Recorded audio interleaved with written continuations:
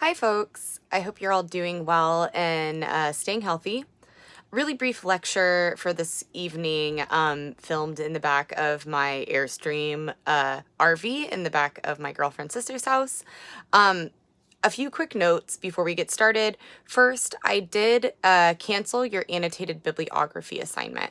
So you need to continue working on your final project, your intervention paper, with your partner or alone if you chose to work alone, but you do not need to do the annotated bibliography summaries of the research articles that you'll be citing in your intervention.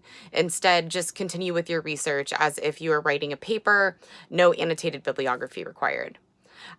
Second, we are still going to work on presenting our PowerPoint to the class. So if you have an upcoming PowerPoint presentation scheduled, just make sure that you either record on YouTube like I'm doing now without a PowerPoint, or send a PowerPoint with audio included in the PowerPoint presentation. So again, you don't need to be masters of technology. I'm certainly not, but you do need to include some sort of multimedia element so I can distribute your presentations to the class. In terms of class today, it's fun material. We're going to be covering, I'm looking down at my computer if you see me looking down to the left.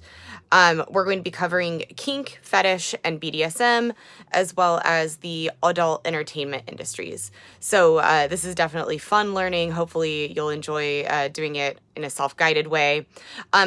You've got a couple of assignments that you need to consider for this afternoon. The first is your writing assignment, the first work from home assignment you have on your calendar. So that's under the homework label on our titanium page. You'll see that there are 3 questions in the writing assignment based on your other assignments for the week. So there's a reading called Porn as Labor in the journal article, in the academic journal Porn Studies. There's a Vice mini documentary from Vice News about sex work as work. So you have a question about why sex work is considered work and what are the labor practices that go into the adult entertainment industry. You also will be asked to, for fun, take something called the BDSM test. If you fill that out like you would any other survey, you'll learn a little bit about your own proclivities in terms of sexual desire. So you may, for instance, learn that you're more dominant than submissive, or that you're into sadism and masochism, or perhaps that you're a voyeur or an exhibitionist. The results will tell you more about what those things mean, but I want you to consider the terms that are included in that BDSM test for question number 3 in your work from home writing assignment this week. So there are a number of terms that are included in the BDSM test that indicate kink, fetish, or BDSM interests. There's an additional list that I posted to the titanium assignment about multiple subcultural sexual practices. So I want you to read those definitions and consider what kind of sexual interests those might be. The main points that we'll be covering this week are, again, the topics of kink, fetish, and BDSM. Kink, as you may or may not know, is an umbrella term, sort of like queer, that describes any sexual practice or desire that falls outside of what we call vanilla sex. So you may remember me using that term before to describe heterosexual P&V guy on top sex. So when I say vanilla sex, that's usually what's included there. And kink is any sort of sexual desire, interest, pattern, behavior that falls outside of that vanilla sex category. So a lot of Justin Lehmiller's book was about kink practices or kink desires, kink fantasies. The second term is fetish. Fetish is a term that you've probably heard in relationship to perhaps foot fetishes. There are tons of fetishes out there. It's actually a term that comes from Catholicism and refers to worship of false idols. So in a religious context, the worship of false idols is considered a fetish.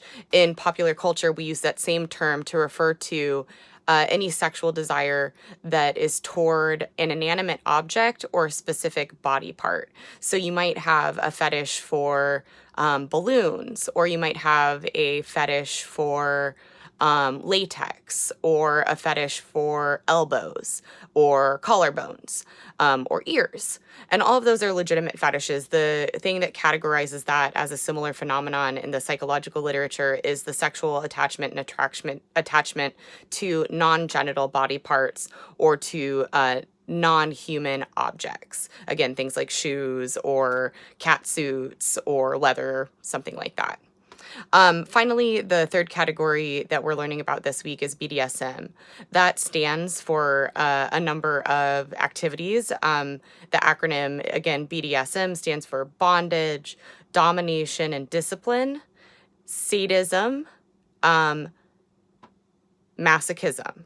So again, bondage, domination and discipline, sadism, and masochism. So BDSM is a series of behaviors that usually involves power play, involves the exchange of submission and dominance in a sexual context.